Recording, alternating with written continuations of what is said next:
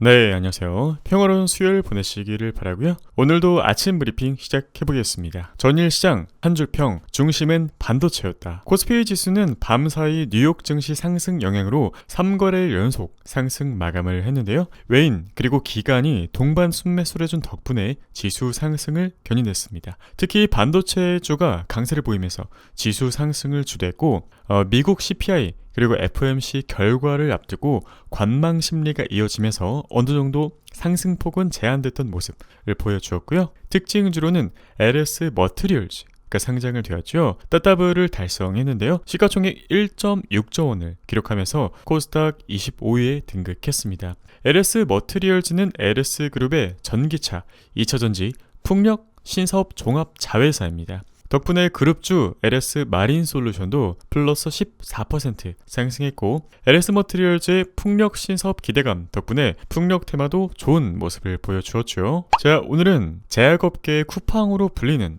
블루엠텍 이 상장을 하는 날이에요. 공모가는 19,000원입니다. 블루엠텍은 의약품 유통업계 최초로 코스닥에 입성을 하는 건데요. 유통 가능 물량이 조금 많은 편에 속해요. 그래서 당일 어제 LS 머티리얼즈처럼 따따블까지 잘 모르겠지만 일단은 지켜봐야겠죠. 그리고 대부분의 반도체 장비 기업들이 상승하는 모습을 보여주었습니다. 실제 미국의 램 리서치, KLA, 어플라이드 머티리얼즈, 기타 반도체 장비주 그리고 후공정 기업들이 모두 강한 모습을 보여주었고 일부 종목들은 신고가까지 가는 모습을 보여주었어요. 덕분에 한국 반도체 장비 기업들도 좋은 모습을 보여주었고 AMD의 상승 덕분에 NPU나 IP, 칩 관련 기업들이 더 좋은 모습을 보여주었죠. 다만 과열된 종목들에 대해서는 신규 접근은 주의하셔야 된다는 거 잘 아시죠? 기회는 금방이고 또 옵니다. 그래서 제가 드리고 싶은 말씀 일단 두 가지는 첫 번째, 경기 둔화 국면에서도 내년 실적과 성장성에 집중하시기를 바라겠고 추격 매수는 절대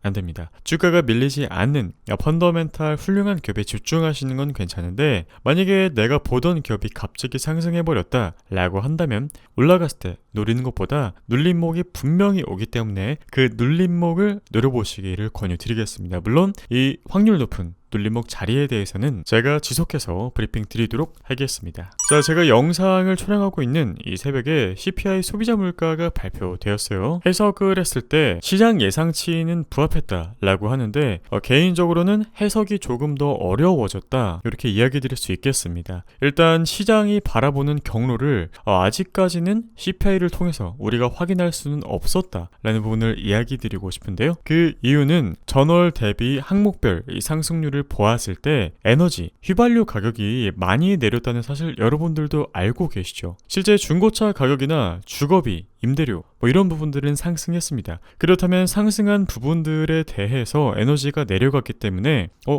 한마디로 전체적으로 물가가 내려간 게 아니고 하나는 올라가고 하나는 내려가서 상쇄가 된 거죠. 일단은 물가 안정 기대감에 뉴욕 증시 괜찮게 흘러가고 있습니다. 여기서 더 올라가거나 큰 특이사항만 없으면 12월 FOMC에서 금리 동결 가능성이 조금 높아지고 있다 이렇게 이야기 드릴 수 있겠네요. 자, 오늘의 관심 기업은 바로 제우스인데요. 기존에 스터디했던 종목이지만 새로운 모멘텀이 더해지고 있는 덕분에 다시 한번 재조명해보려고 합니다. 자, 어제 기사죠. 미국 반도체 시장 공략 시동 제우스 이런 기사입니다. 반도체 세정 장비 기업 제우스가 미국 반도체 시장 공략을 본격화한다. 어떤 이야기일까요? 일단 기업 개요부터 봐야겠죠. 동사는 반도체 웨이퍼 습식 장비 그리고 디스플레이 열 장비, 산업용 로봇 등을 주로 생산하는 기업입니다. 지난 11일 미국 반도체 첨단 장비 공급업체 예스사와 전략적 파트너십 계약을 체결했는데요. 이 예스사는 미국 캘리포니아주 프리몬트에 위치하고 있고 반도체 첨단 패키징, 생명과학 그리고 모든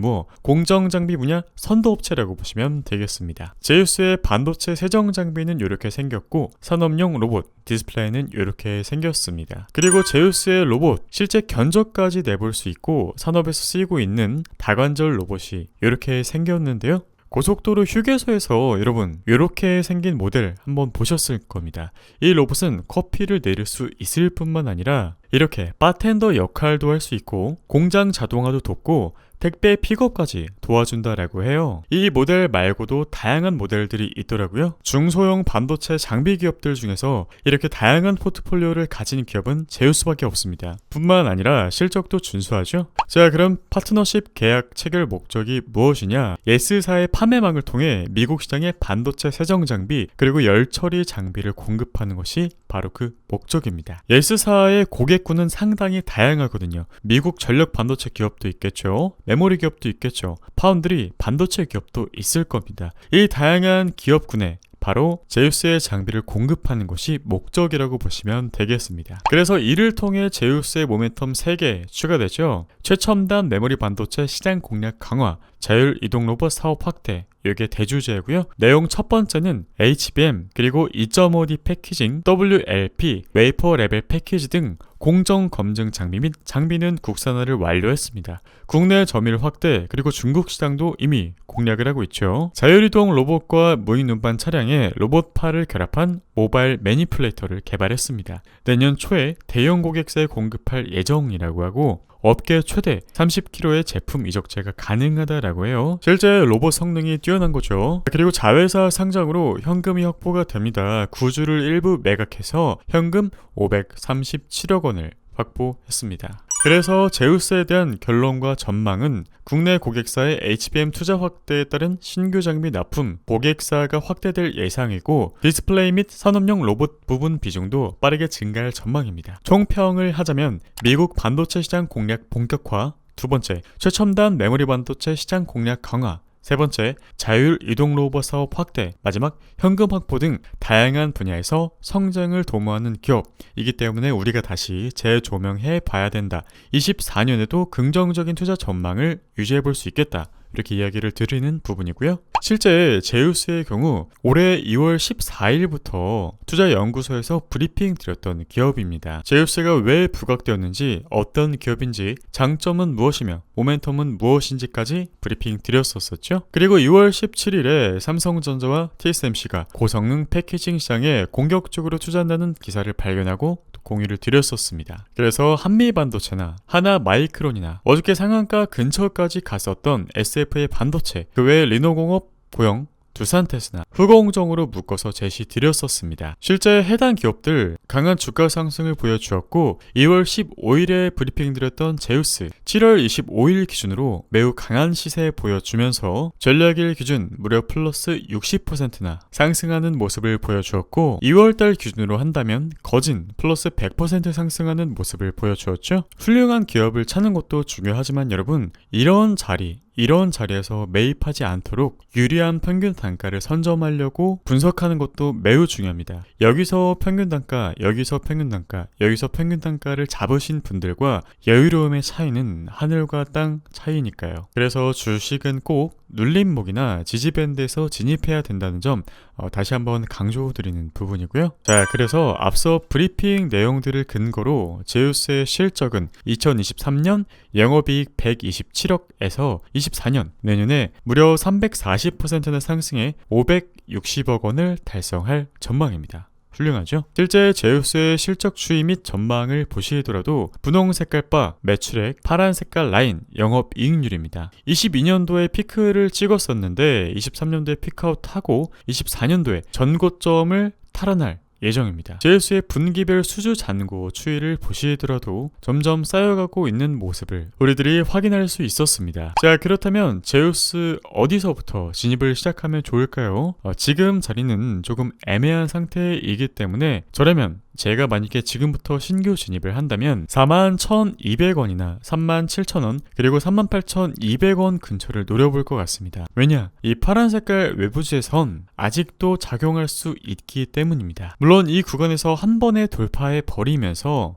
드디어 깨버렸구나 생각을 할 수도 있지만 다시금 채널에 들어와서 여기서 또 주가 상승 막히면서 꽤 깊은 조정이 발생했죠. 하지만 하단을 지키는 추세선이 무너지지 않는 이상 제우스의 시세는 지속될 것으로 예상이 되기 때문에 이 구간 안에서 그리고 최대한 낮은 위치 지지밴드 근처에서 매입을 한다면 꽤나 유리한 평균 단가를 선점할 수 있겠구나, 이렇게 해석하시면 좋을 것 같습니다. 워렌 버핏 할아버지처럼 훌륭한 주식들을 선별하고 구별하는 것도 중요하지만 조지 소로스처럼 냉철한 분석을 통해서 유리한 평균 단가를 선점하는 거 상당히 중요합니다. 그래야 여유롭게 투자를 시작하실 수 있으니까요. 네, 마지막으로 여러분, 한때 불가능하다 생각한 것들은 결국에 가능한 것이 된다 라는 이야기가 있더라고요. 2023년에 현실의 벽에 부딪혀서 내가 이걸 과연 할 수 있을까? 내 시간 안에 이것을 해낼 수 있을까? 불가능하다고 생각했던 것들에서 불을 빼고 가능으로 만드는 우리들이 되기를 바랍니다. 네, 마지막으로 2023년 헬스케어,